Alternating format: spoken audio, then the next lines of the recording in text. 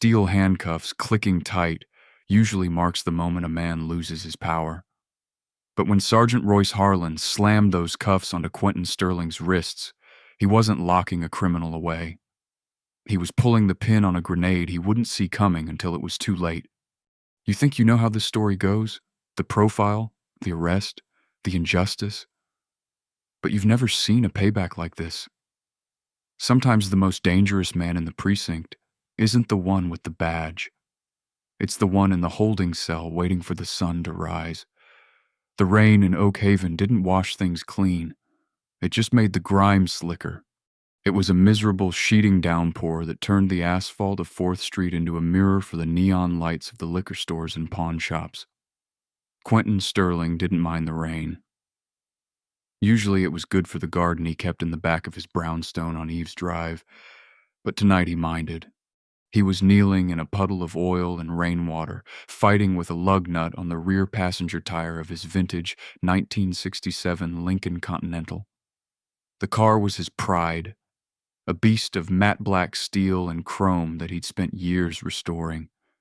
It was a lawyer's car, a statesman's car. But tonight, with the hazard lights blinking rhythmically against the wet pavement, it just looked like another broken-down ride in a bad neighborhood.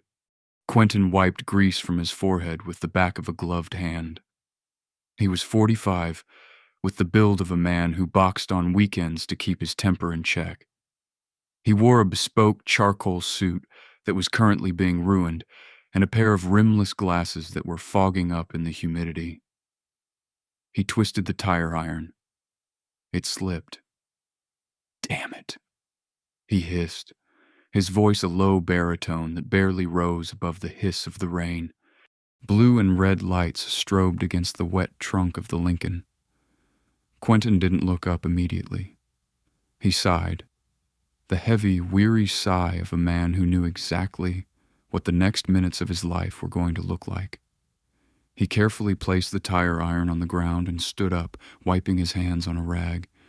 The cruiser was a standard-issue Dodge Charger, aggressively idling 10 feet back. The spotlight hit Quentin squarely in the face, blinding him. He squinted, raising a hand to shield his eyes, but kept his other hand clearly visible, palm open, away from his waist. "Step away from the vehicle," a voice barked over the PA system, distorted, metallic, and angry. Quentin took a slow step back, the water squelching in his Italian loafers. "Officer, I have a flat. I'm just changing the tire." The doors of the cruiser opened. 2 uniformed officers stepped out. The driver was a mountain of a man, neck thick as a tree stump, with a buzz cut that looked like it had been done with a belt sander. This was Sergeant Royce Harlan. His reputation preceded him like a bad smell. In the rougher districts of Oak Haven, Harlan wasn't a peacekeeper. He was a warlord. He walked with a swagger that suggested the heavy service weapon on his hip was the only law that mattered. His partner was younger, skinnier, looking nervous. Officer Lane Carver. He looked like he was still waiting for his prom date. He had his hand resting on his holster, mimicking Harlan, but his eyes were darting around the empty street. "I didn't ask for a weather report," Harlan sneered, closing the distance. He didn't wear a raincoat. He let the water soak his uniform as if he was too tough for hypothermia. "I said step away from the car. Hands on the hood now." Quentin held his ground for a second, his posture straight. "Sergeant, is there a problem?" "My vehicle is disabled. I have my hazard lights on. I am well within the shoulder." Harlan stopped 3 feet from him. He smelled of stale tobacco and aggressive cologne. "The problem, pal, is that we've had reports of drug activity in this area. High-end vehicle disabled in a known trafficking corridor looks suspicious." Quentin almost laughed. "A flat tire is suspicious? It is when the driver looks like you." Harlan's eyes raked over Quentin's suit. "Nice threads. Who's your tailor? The cartel?" "I'm an attorney," Quentin said calmly. "My name is Quentin Sterling. If you check my registration—" "I don't care who you say you are," Harlan interrupted, poking a thick finger into Quentin's chest. "I said hands on the hood." Quentin felt the jab through his wet jacket. His jaw tightened. He knew the protocol. He knew the statutes. He also knew that Sergeant Royce Harlan had a file at the Civilian Complaint Review Board thick enough to stop a door. He moved slowly, turning and placing his hands on the cold, wet metal of the Lincoln. "Spread them!" Harlan kicked Quentin's ankles apart, harder than necessary. Pain shot up Quentin's shin, but he didn't flinch. He stared at the rain beating on the black paint of his car. "Officer Carver," Harlan barked, "toss the car." "Wait a minute," Quentin said, turning his head slightly. "You do not have probable cause to search my vehicle. I have not consented to a search." Harlan grabbed the back of Quentin's head and slammed his face down onto the hood. The sound was a sickening thud. Quentin tasted blood. His glasses skittered across the metal and fell into the mud. "Resisting arrest," Harlan said, his voice dropping to a sadistic whisper. "Failure to comply. Disorderly conduct. I can keep going, counselor." "Carver," Harlan snapped, "toss the damn car." Carver hesitated, looking at the man in the suit. "Sarge, maybe we should just run his ID first." "Did I stutter, Carver?" Harlan spun around, his face red. "Search the car. If this guy's a lawyer, I'm the Queen of England. He's a runner. Look for the stash." Quentin spat blood onto his own car. He closed his eyes, taking a deep breath, centering himself. Let him dig, he thought. Let him dig his own grave. He heard the sound of his leather upholstery being ripped. He heard the glove box being emptied onto the floorboards.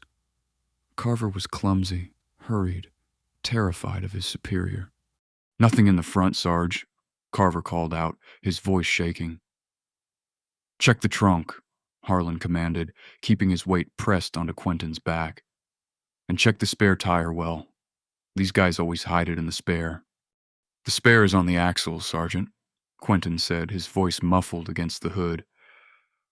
"As I was trying to tell you." Harlan leaned in close to Quentin's ear. "You got a smart mouth. I bet you talk real pretty in court. Let's see how you talk in the cage." Carver popped the trunk. "Sarge, it's empty. Just some gym clothes and a briefcase." "Open the briefcase." "That is privileged attorney-client material," Quentin shouted, struggling briefly. "You open that, and you are violating Cuff him," Harlan roared. He yanked Quentin's arms behind his back, wrenching the shoulders with brutal force. The metal cuffs bit into Quentin's wrists, clicking tight. Too tight? Harlan spun Quentin around. Rainwater dripped from Harlan's nose. "You're under arrest." "For what?" Quentin asked, staring directly into Harlan's eyes. He wasn't blinking. He looked like a predator analyzing a threat, not a victim. "Assaulting a police officer." Harlan grinned. "Didn't you see this suspect lunge at me?" Harlan looked at Carver. Carver flinched. He looked at Quentin standing there in a ruined $1,000 suit, blood trickling from his lip, dignity intact. Then he looked at Harlan, the man who wrote his performance reviews.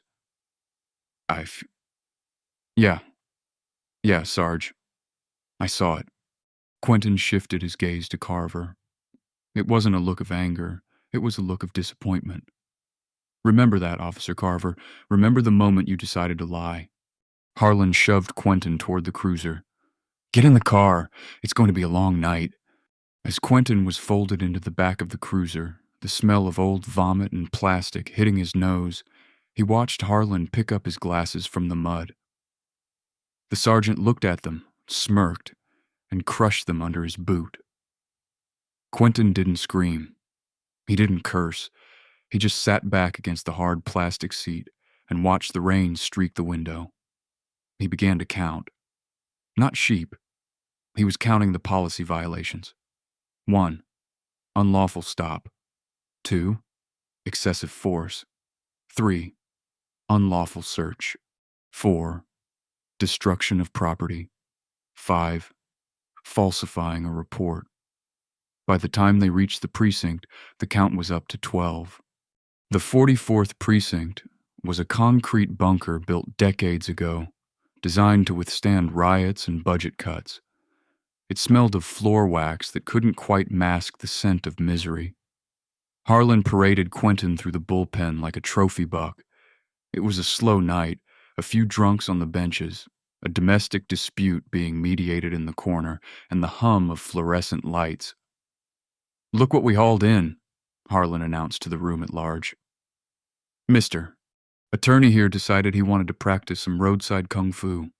A few of the older cops chuckled, but they didn't look up from their paperwork. They knew Harlan. They knew better than to engage. Desk Sergeant Rhonda looked up from her computer. She was a woman who had seen everything twice and was impressed by none of it. Her eyes narrowed as she saw Quentin. "Booking him," Harlan said. "Assault on an officer, resisting, disorderly." Harlan dumped Quentin's wallet, keys, and watch onto the high counter. "And I want a full strip search. I think he might be keystoning dope." Rhonda picked up Quentin's wallet. It was fine leather. She opened it.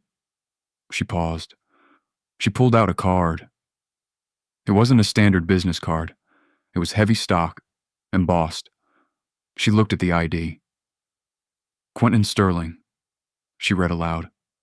She looked at Quentin, then back at the ID, her brow furrowed. "Harlan, did you run him?" "System was down in the car," Harlan lied smoothly. "Why? He got priors?" "No," Rhonda said slowly. She looked at Quentin with a strange expression, something between recognition and warning. "He doesn't have priors." "He does now," Harlan laughed. "Print him." The processing was designed to demean. Harlan insisted on doing the fingerprints himself. He grabbed Quentin's fingers, forcing them onto the glass scanner with enough pressure to bruise. "Nice soft hands," Harlan mocked. "Never worked a day in your life, huh?" Quentin remained silent. His face was a mask of stone. Every time Harlan pushed, Quentin yielded just enough to avoid breaking a finger, but offered no resistance that could be interpreted as a fight. He was fluid. "Name?" Harlan barked for the form, even though he had the ID. "Quentin Sterling, occupation, civil servant." Harlan stopped typing. He looked up. "I thought you said you were a lawyer." "I am," Quentin said, "and a civil servant." "Who do you work for?" "Public defender's office." "You one of those bleeding hearts trying to get scumbags back on the street?" Quentin met his gaze. "I work for the city of Oak Haven, just like you." "Not like me," Harlan spat. "I work for a living." He finished the booking. "Cell for general population. Let him get acquainted with the locals." Officer Carver stepped forward. "Sarge, maybe we should put him in a holding cell alone." "If he is a lawyer, he goes in general population," Harlan roared. "He wants to act like a thug. He gets treated like a thug. Put him in." Carver led Quentin down the hallway to the holding cells. As they walked away from Harlan, Carver whispered, "Look, man, just keep your head down. I'll try to get you processed out early in the morning." Quentin stopped. He turned to the young officer. The handcuffs were off now, and he rubbed his wrists where the red welts were rising. "Officer Carver," Quentin said softly, "you have a family?" Carver blinked, taken aback. Yeah, a wife, baby girl on the way." "Good," Quentin said. "Think about them tonight.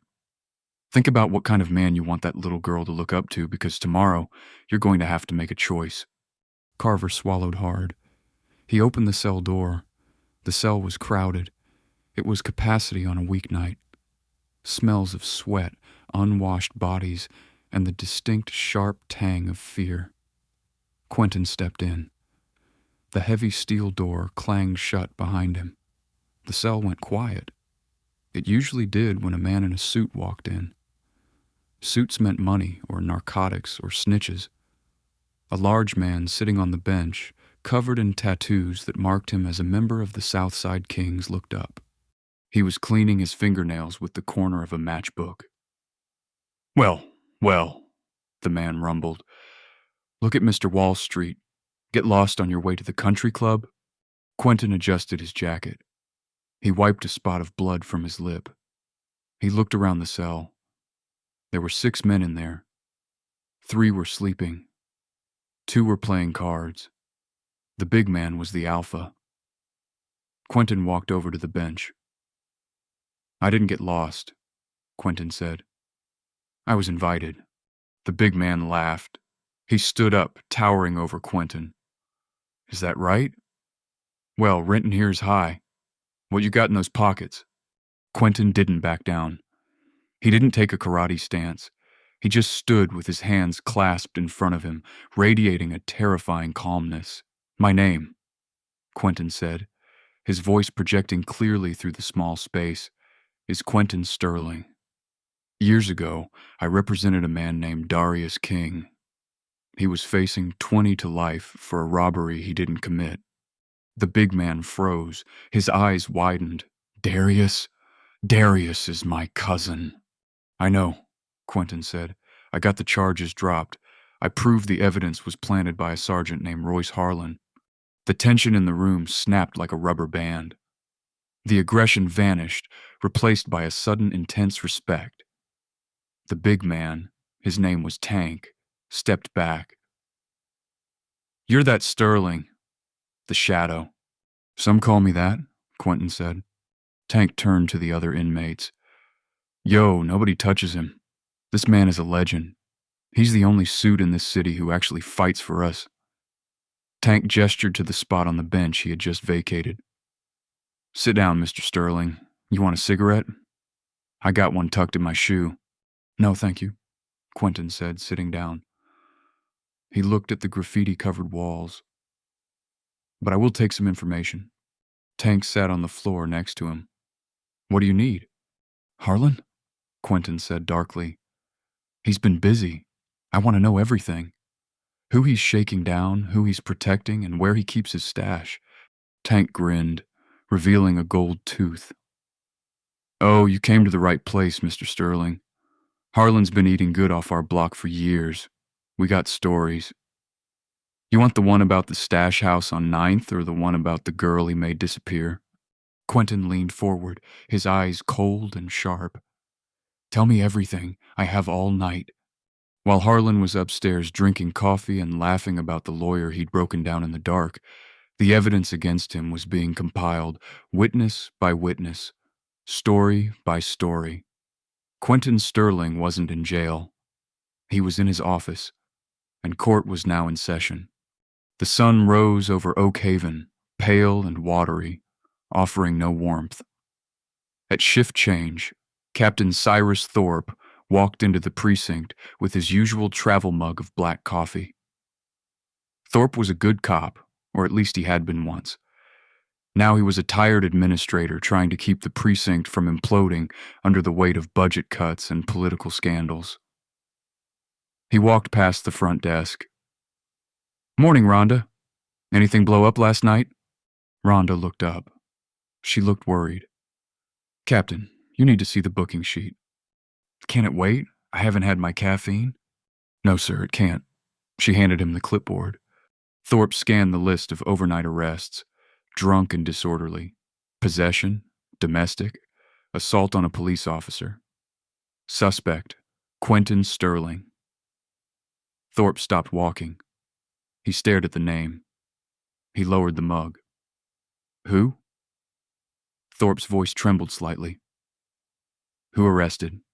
Harlan, Rhonda said. Last night, brought him in rough, beat him up a little. Thorpe closed his eyes. He felt a migraine starting behind his left eye, the kind that signaled a career-ending event. Is he still in the cell? Yes, sir, general population. Get him out, Thorpe whispered. Then he yelled, Get him out now and get Harlan in my office. Minutes later, the heavy steel door of the holding cell buzzed open. Sterling, you're released. Quentin stood up. He hadn't slept. He had spent the night memorizing names, dates, and locations provided by Tank and the other inmates. He smoothed his wrinkled, dirty suit.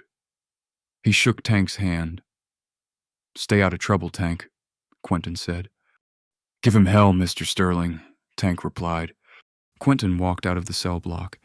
He was met by Officer Carver, who looked like he was about to vomit. Mr. Sterling, Carver stammered.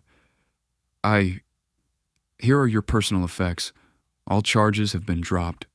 It was a mistake, a clerical error. Quentin took his wallet and watch. He put them on slowly. He picked up his ruined glasses. A clerical error, Quentin repeated. Is that what we're calling it? Please, sir, the captain wants to see you. He wants to apologize personally. I'm sure he does. Quentin walked into the main bullpen. The station was buzzing with the morning shift. Harlan was there, leaning against a desk, drinking coffee, looking smug. He saw Quentin walking free and frowned. What is this? Harlan shouted. I didn't authorize a release. That guy assaulted me. Captain Thorpe burst out of his office. Harlan, shut your mouth. Thorpe rushed over to Quentin. Mr. Sterling, I'm mortified. This is a gross misunderstanding. I assure you, Sergeant Harlan will be disciplined. We can discuss a settlement. Quentin held up a hand. Captain Thorpe, good to see you again. Quentin, please, let's go to my office. We can fix this. We will fix this, Quentin said, his voice no longer the quiet voice of the night before. It was the booming, authoritative voice of the courtroom, but not in your office and not with a settlement. Quentin turned to face the entire room. He looked at Harlan, who was looking confused. He looked at Carver. He looked at the other officers. I didn't tell you my job title last night, Sergeant Harlan, Quentin said. I told you I was a civil servant. You're an ambulance chaser, Harlan sneered, though he looked less certain now. Quentin reached into the breast pocket of his ruined jacket. He pulled out a leather wallet. But it wasn't the one Rhonda had returned to him. It was a slim badge case he had kept hidden in his sock, the one place they hadn't searched. He flipped it open. The gold shield didn't say attorney at law. It said Chief of Internal Affairs, Oak Haven PD. The room went so silent you could hear the hum of the vending machine down the hall. As of this morning, Quentin announced, I am the newly appointed director of the Internal Affairs Bureau for this district. My mandate is to root out corruption, brutality, and incompetence. He walked up to Harlan. Harlan's face had drained of all color. He looked like a ghost. I was sent here to test this precinct, Quentin said, his voice ice cold. To see how you treat a citizen when you think no one is watching. When you think they have no power. Quentin leaned in, his nose inches from Harlan's. You failed, Sergeant. You failed spectacularly, Harlan stammered. I didn't know. You profiled me, Quentin said. You assaulted me. You falsified a police report. You destroyed personal property. Quentin turned to look at the holding cells. And according to my new friends in Cell 4, you've been running a protection racket on 9th Street for years. That's a lie, Harlan screamed, panic setting in. Those are junkies. You can't trust them. I trust them more than I trust you, Quentin said. He turned to Captain Thorpe. Captain, I am taking command of this precinct's personnel files immediately. Officer Carver. Carver snapped to attention, trembling. Yes, sir. Place Sergeant Harlan under arrest. Harlan's eyes bulged. What? You can't do that. Officer Carver, Quentin said firmly. I gave you a choice last night. Who do you want to be? Do your duty. Carver looked at Harlan, the bully who had terrorized him for months. Then he looked at Quentin.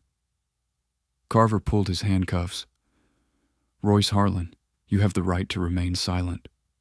This is crazy, Harlan shouted, backing away. You're setting me up, Thorpe. Do something. Thorpe looked at the floor. You dug this hole, Royce.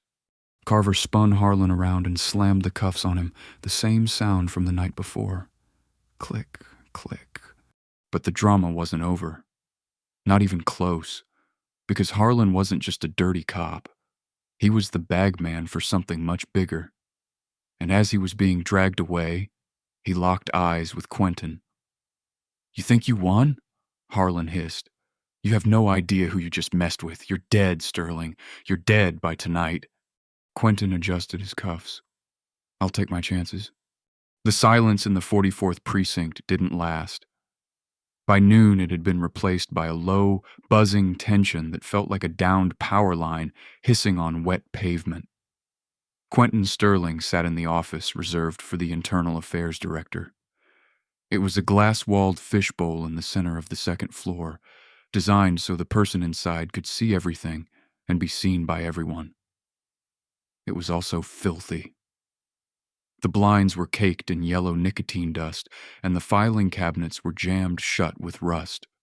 It was a clear message from the previous administration. Internal affairs doesn't work here.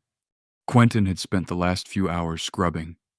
He'd removed his ruined suit jacket, rolled up the sleeves of his pristine white dress shirt, and cleaned the desk with a bottle of spray cleaner he'd found in the janitor's closet. He wasn't just cleaning furniture. He was marking territory. Every cop who walked past the glass wall glanced in. Some looked fearful. Some looked angry. Most just looked away, terrified of making eye contact with the man who had put Sergeant Harlan in cuffs. At midday, the door opened.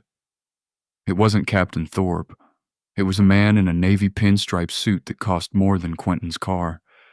He was silver-haired, tanned, and carried a briefcase made of alligator skin.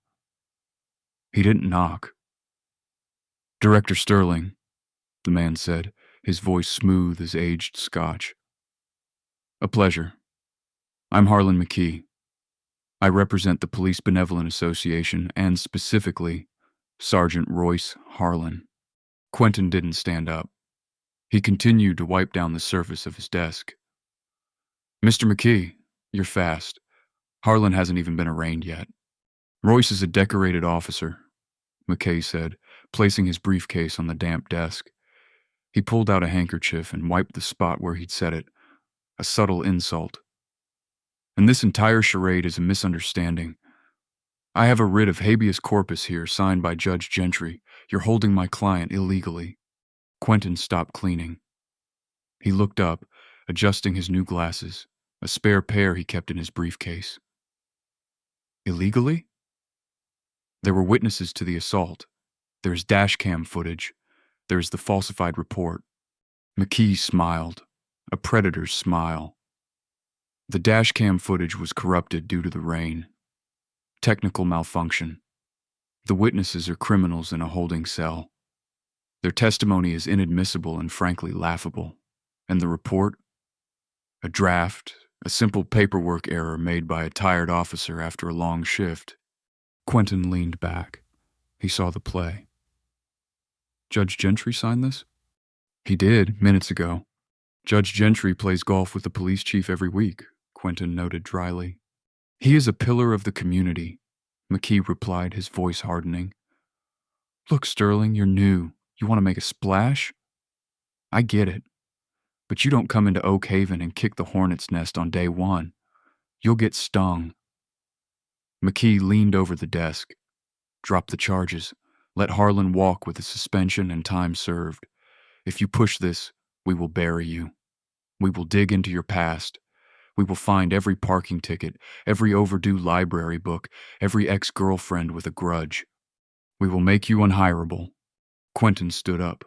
He was taller than McKee. Are you threatening a federal officer? I'm advising a civil servant, McKee corrected. Harlan walks it this afternoon. If he doesn't, I'll have a court order to shut this entire department down for review. McKee turned and walked out. Quentin watched him go. He knew Harlan McKee. The man was a shark. If McKee was involved, Harlan wasn't just a dirty cop. He was a protected asset. Quentin picked up his phone. He dialed a number he hadn't used in years. Talk to me, a raspy voice answered. It's Sterling, Quentin said. I need eyes on Harlan McKee, and I need to know why a low-level sergeant like Harlan has the city's most expensive fixer lawyer on retainer. Sterling, I thought you went legit. I am legit, Quentin said, watching Harlan being led out of the holding cell downstairs, high-fiving other officers as he walked. But the law isn't working fast enough. I need the shadow protocols. It'll cost you. Put it on my tab and find out who owns the building on 9th Street where Harlan was running his protection racket. Quentin hung up. He watched Harlan walk out the front door of the precinct, a free man. Harlan stopped at the glass doors, turned around, and looked up at the second floor. He saw Quentin watching him. Harlan drew a finger across his throat. Quentin didn't flinch. He just picked up a file from his desk. It was Officer Carver's personnel file. Address, 402 Maplewood Lane, apartment 3B. Quentin grabbed his coat. If Harlan was free, the first loose end he would try to cut was the only cop who had turned on him. The rain had stopped, but the fog had rolled in, thick and gray, swallowing the suburbs of Oak Haven. Officer Lane Carver sat at his kitchen table, staring at a cup of cold coffee. His hands were shaking. His wife, Selena, was in the other room folding baby clothes. She didn't know he had arrested his boss that morning. She didn't know he was currently the most hated man in the precinct. His phone buzzed. Unknown number. He let it go to voicemail. It buzzed again. He picked it up. "Hello, Carver. It's Sterling." Carver nearly dropped the phone. "Director? Sir, I heard he's out." "He is." Quentin's voice was calm, steadying. "Listen to me closely, Lane. You are in danger. Harlan isn't going to let this slide. He operates on fear. You broke his chain of command." "I was just doing what was right," Carver stammered. "Like I said, you did good, but right now you need to be smart. Is your wife home?" "Yes." "Get her. Get in your car. Go to the St. Jude's Hospital parking lot. It's public, well lit, and has cameras everywhere. Do not stop for anyone, not even a squad car." "Sir, you're scaring me. I'm trying to keep you alive. Move now." Carver hung up. "Selena, we need to go." "What? Lane, I'm in the middle of—" Carver grabbed his keys and his off-duty piece, a Glock 19. He shoved it into his waistband. They scrambled out to his car, a beat-up Honda Civic parked in the driveway. Carver threw the car into reverse. As he backed out, a black SUV with tinted windows turned slowly onto Maplewood Lane. It didn't have plates. "Lane, what is going on?" Selena cried, clutching her stomach. "Keep your head down," Carver shouted. The SUV accelerated. The passenger window rolled down. Carver didn't wait. He slammed the accelerator, hopping the curb and tearing across his neighbor's lawn just as the first shots rang out. Pop, pop, pop. Glass shattered. The rear windshield of the Civic exploded inward. Selena screamed. Carver swerved, fishtailing onto the main road. The SUV was right behind them, a roaring engine closing the gap. A gunman was leaning out the window now, a masked figure with a submachine gun. This wasn't police issue. This was cartel-level hardware. Carver's heart hammered against his ribs. He was going to die. He was going to die. And his wife was going to die because he listened to the man in the suit. Suddenly, a roar echoed from the side street ahead. A vintage 1967 Lincoln Continental, matte black and menacing, shot out of an alleyway like a missile. It didn't break. It T-boned the pursuing SUV with the force of a freight train. Crunch. The impact was deafening. The SUV flipped onto its side, skidding across the asphalt in a shower of sparks and broken glass. Carver slammed on his brakes, spinning 180 degrees to look back. The Lincoln was crumpled at the front, steam hissing from the radiator. The driver's side door groaned open. Quentin Sterling stepped out. He wasn't wearing his glasses. He held a .45 caliber pistol at his side. He walked toward the overturned SUV with the calm stride of a man walking to his mailbox. The gunman in the SUV was crawling out of the shattered window, dazed, raising his weapon. Quentin didn't hesitate. He raised his arm and fired once. The weapon flew out of the gunman's hand. Quentin reached the wreck. He grabbed the gunman by the collar and dragged him out through the broken glass. He threw him onto the pavement and put a boot on his chest. "Who sent you?" Quentin asked. His voice was terrifyingly quiet. The gunman groaned, spitting blood. "Go to hell!" Quentin pressed harder. "I've been there. I didn't like the management. Now I'm going to ask you one more time before I decide to let the gas leak in your car, meet the lighter in my pocket. Who sent you?"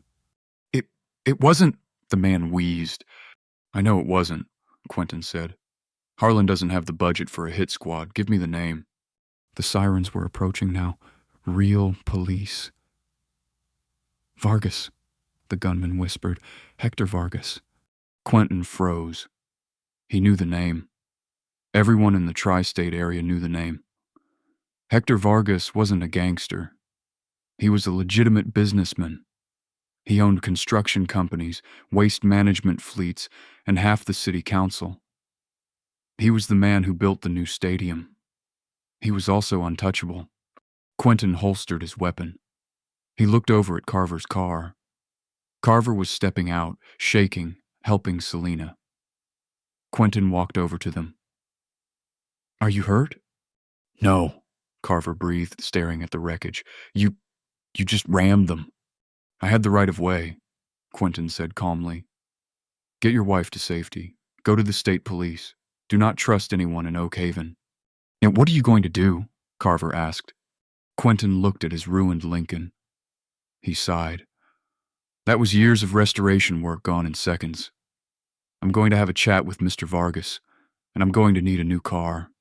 By the time the first patrol cars arrived, Quentin was gone. He vanished into the fog, leaving behind a wrecked SUV, a traumatized rookie, and a city that was about to realize it had declared war on the wrong man. Quentin didn't go back to the precinct. He couldn't. The moment the hit squad failed, the narrative would change. He would be painted as a rogue agent, a violent vigilante. McKee, the lawyer, would spin this within the hour. Crazy internal affairs director attacks innocent civilians. He needed leverage, and he knew where to get it. He took a cab to the industrial district, to a salvage yard owned by an old client named Grease. "I need a ride?" Quentin said, walking into the garage. Grease, a man covered in so much oil he looked like a shadow himself, looked up. "I heard about the Lincoln, boss. A tragedy." "It served its purpose. What do you have that's fast and invisible?" Grease pointed to a gray 2018 Ford Taurus in the corner. "Unmarked interceptor package, bulletproof glass, heavy-duty shocks. Looks like a librarian's car. Drives like a NASCAR. Perfect." Quentin tossed a stack of cash on the barrel. "I also need the file you've been holding for me." Grease paused. He wiped his hands on a rag. "You sure about that, Quentin? That file? That's the nuclear option?" The button has been pushed. Grease walked to a safe in the floor, spun the dial, and pulled out a thick manila envelope. "This is everything. The zoning permits, the kickbacks, the bodies buried under the foundations of the Vargas Tower. You drop this, half the city goes to jail." "That's the plan." Quentin took the file and the keys to the Taurus. He didn't go to the press. The press was owned by Vargas's media group. He didn't go to the FBI. The local field office was compromised. He drove straight to the Lion's Den, the Onyx Club. The Onyx was a high-end gentleman's club downtown, the place where deals were made in the dark. It was Vargas's headquarters. The club was packed. Quentin walked past the bouncers. They tried to stop him. He didn't fight them. He just flashed the badge. Even corrupt muscle hesitated at a gold shield. He walked onto the main floor. The music was thumping, heavy bass vibrating the floorboards. He scanned the VIP balcony. There he was, Hector Vargas. Vargas was a small man. impeccably dressed, sipping champagne, surrounded by laughter. Sitting next to him was Sergeant Royce Harlan. Harlan looked comfortable. He was smoking a cigar, laughing at something Vargas said. He looked like a man who had won. Quentin walked up the stairs. 2 bodyguards stepped in his path. "Federal business," Quentin said loudly, his voice cutting through the music. "Move." Vargas looked down. He saw Quentin. His smile faltered for a fraction of a second, then returned wider and colder. "Let him through," Vargas commanded. Quentin stepped into the VIP section. He stood before the table. "Mr. Sterling," Vargas said, not rising. "I hear you've had a rough commute." Harlan snickered. "He's a bad driver, boss. Can't stay in his lane." Quentin ignored Harlan. He looked directly at Vargas. "I'm here to offer you a deal." Vargas raised an eyebrow. The music seemed to fade away as the tension in the booth spiked. "A deal? You have nothing, Mr. Sterling. You are a man without a car, without a job.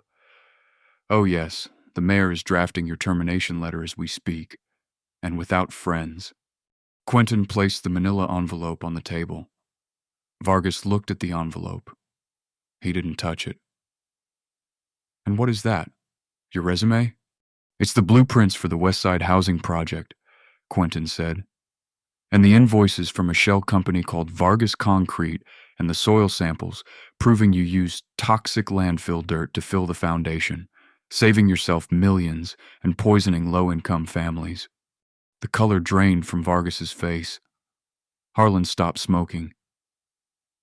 "And," Quentin continued, his voice dropping to a whisper, "it contains the wire transfer numbers from your accounts to Sergeant Harlan's offshore account in the Caymans, payment for security services."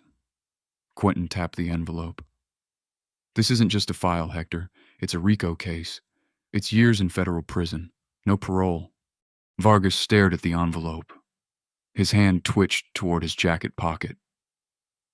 "Don't," Quentin warned. "I have a dead man switch.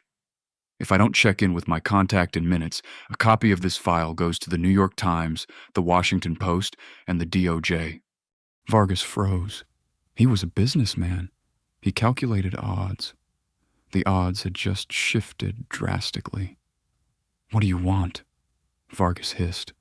Quentin looked at Harlan. "I want him." Harlan jumped up. "What? Boss, you can't listen to him." "Sit down, Royce," Vargas said quietly. "I want a full recorded confession," Quentin said. "I want him to admit to the corruption, the protection rackets, the hit on Carver. I want him to name everyone. You give me Harlan and I lose the pages about the toxic soil." "You're bluffing," Harlan shouted. "Hector, he's bluffing. Kill him." Vargas looked at Quentin. He saw the resolve in the man's eyes. He saw a man who had already survived a hit squad and walked into the enemy's lair unarmed. Vargas looked at Harlan. Harlan was a liability. He was loud, sloppy, and now dangerous. Vargas picked up his glass of champagne. He took a sip. "He's all yours," Vargas said. "Hector!" Harlan screamed. "You can't do this. I know where the bodies are." Vargas signaled his bodyguards. "Take Mr. Harlan to the back. Help Mr. Sterling with his recording." Harlan drew his service weapon. It happened in slow motion. The club erupted in screams. Harlan, desperate and cornered, wasn't aiming at Quentin. He was aiming at Vargas. "You sell me out," Harlan shrieked. "I'll kill you." Bang. The shot went wild, shattering a mirror behind Vargas. Quentin moved. He didn't go for his gun. He tackled Harlan, driving him into the plush velvet couch. The gun skittered across the floor. Quentin rained blows down on Harlan. This wasn't police procedure. This was personal. This was for the rain, for the handcuffs, for Carver, for the disrespect. "You wanted a fight?" Quentin grunted, landing a heavy right hook. "You got one." Harlan fought back, gouging at Quentin's eyes, but he was outmatched. Quentin twisted Harlan's arm behind his back, the same arm Harlan had used to shove Quentin onto the hood of the car. Snap. Harlan screamed as his shoulder dislocated. Quentin dragged him up by his collar. He looked at Vargas, who was wiping champagne off his suit, looking bored. "I'm taking him in," Quentin panted. "And Vargas?" "Yes, I lied about the deal. The Times gets the file anyway." Vargas's eyes went wide. "You son of a..." Quentin kicked Harlan forward, using him as a human shield as the bodyguards drew their weapons. "Back off," Quentin yelled, "or your boss goes down for accessory to murder of a federal officer right now." He backed out of the Vice IP section, dragging the sobbing, broken Sergeant Harlan with him. He had the bad guy. He had the confession. But getting out of the club alive was going to be the hardest part of the night. The air in the Onyx Club was thick enough to choke on. The bass had cut out, leaving only the sound of heavy breathing and the click of safety catches being disengaged on automatic weapons. Quentin Sterling had his arm wrapped tight around Sergeant Harlan's throat, effectively using the corrupt cop as a human shield. Harlan was sobbing, his right arm dangling uselessly from the dislocated shoulder, his face a mask of snot and tears. The bravado was gone. The bully had left the building, leaving only a coward in his wake. "Don't let him take me!" Harlan screamed at Vargas. "Hector, I know about the warehouse. I know about the judges. Don't let him take me." Hector Vargas stood by his table, his face a mask of cold fury. He looked at his head of security, a man named Kane. He gave a barely perceptible nod. "Kill them both." Quentin saw the signal. He tightened his grip. "You make a move, Kane, and Harlan dies first, then you, then your boss. You're one man with a pistol." Kane sneered, raising his submachine gun. "I don't have to walk out," Quentin said, his voice calm amidst the chaos. "I just have to wait." Buzz. A phone on a table near the bar lit up. Buzz, buzz. Then another, then a chorus. The pocket of every patron, every waiter, and every bodyguard in the room began to vibrate or ring. Vargas frowned. He pulled his own gold-plated smartphone from his pocket. A notification flashed on the screen. It was a push alert from the Oak Haven Gazette, the New York Times, and a breaking news alert from CNN. Headline: The Oak Haven Papers. Massive corruption scandal exposed. Hector Vargas and police officials implicated in RICO conspiracy. Vargas stared at the screen. His empire, built over decades of blood and bribes, was crumbling in real time, illuminated by the blue light of a touchscreen. Quentin smiled, though it was a grim, tight expression. "I told you, Hector, I lied about the deal. The upload was scheduled for this evening regardless of what happened in this room. My partner Grease has a very strict schedule." "You ruined me," Vargas whispered, his voice trembling with a rage so deep it sounded like grief. "You ruined yourself," Quentin replied. "I just turned on the lights." Outside, the wail of sirens began. Not just one or two cruisers, it sounded like an invasion. The heavy swoop-thwoop of a helicopter rotor beat against the roof of the club. "That's the FBI," Quentin announced, "and the state police, and probably every news van in the tri-state area." Kane looked at Vargas. "Boss, what do we do?" Vargas looked at the front door, then at the back exit, then at Quentin. He realized it was over. The money couldn't fix this. The influence was gone. Vargas sat down. He poured himself another glass of champagne. "Put the guns down," he said softly. "But boss..." "Put them down," Vargas roared, throwing the glass against the wall. "It's over." The security team lowered their weapons.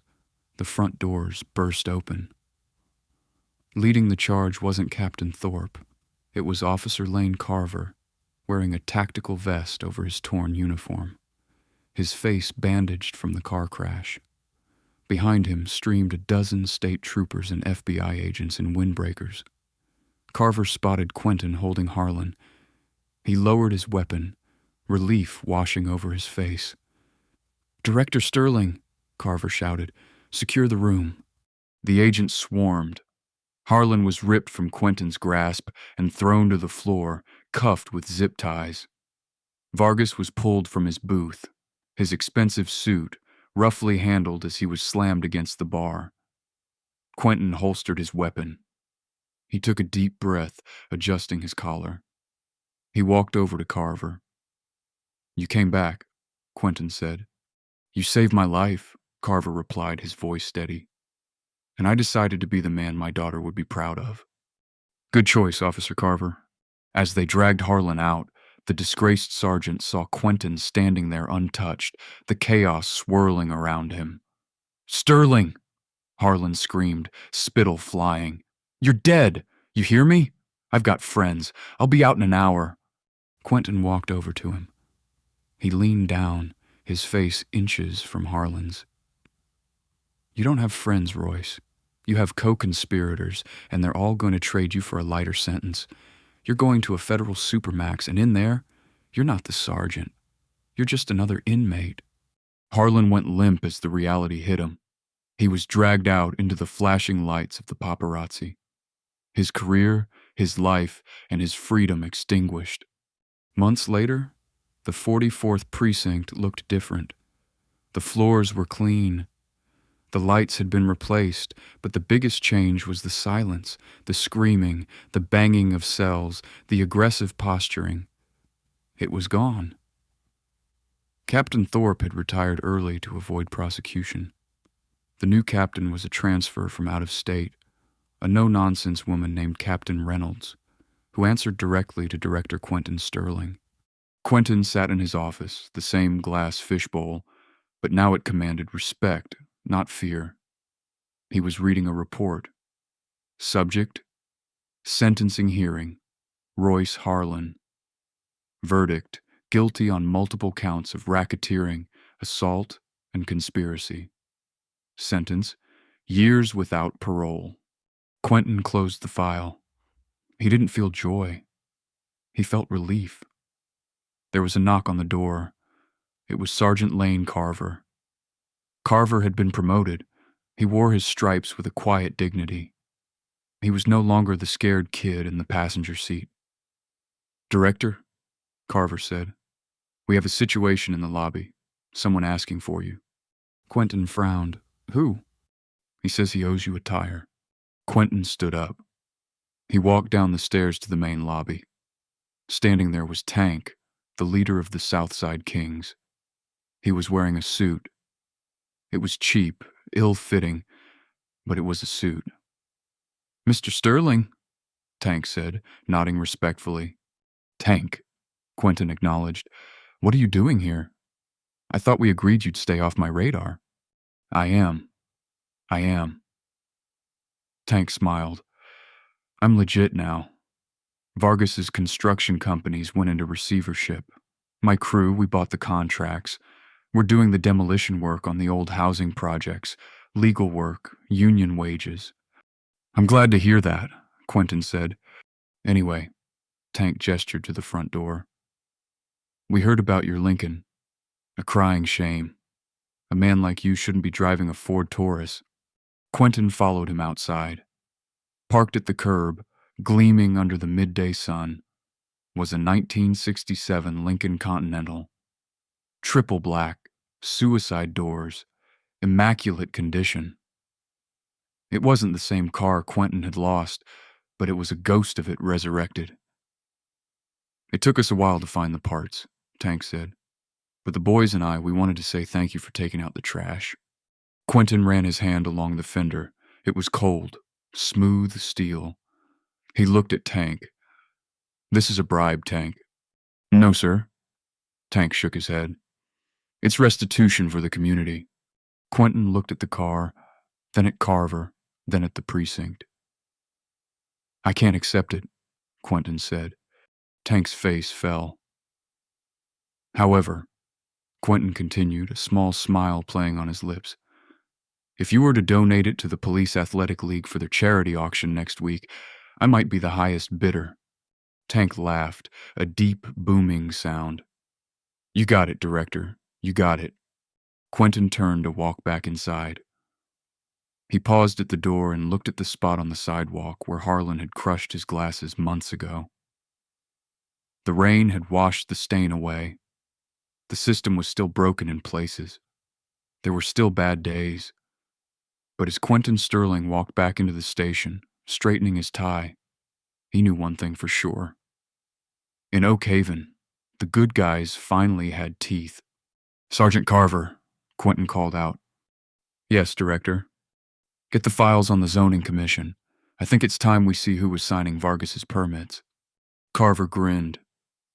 I'll brew the coffee, sir. It's going to be a long night. The glass doors closed. The sun shone on the clean streets. And somewhere in a federal prison cell, Royce Harlan sat on a metal cot, staring at a blank wall, counting the years, realizing that the karma he had served cold had finally come back around burning hot. And that, ladies and gentlemen, is the story of Quentin Sterling, the man who turned a wrongful arrest into a revolution. It's a brutal reminder that power is a privilege, not a right, and that the person you step on today might be the one signing your arrest warrant tomorrow. Harlan thought his badge made him a god, but he forgot that justice is blind and it has a very long memory. This story wasn't just about revenge. It was about accountability. It forces us to ask, what would you do if you had the power to turn the tables? Would you take the settlement and walk away? Or would you burn the corruption to the ground no matter the cost? If you enjoyed this ride of justice, twists, and absolute karma, smash that like button. It really helps the channel grow. Share this video with someone who needs to see the bad guys lose for once. And if you haven't already, hit subscribe and ring the notification bell. We drop new stories of revenge, justice, and survival every single week, and you do not want to miss the next one. I'm your host signing off. Stay safe, know your rights, and never underestimate the quiet man in the suit. See you in the next one.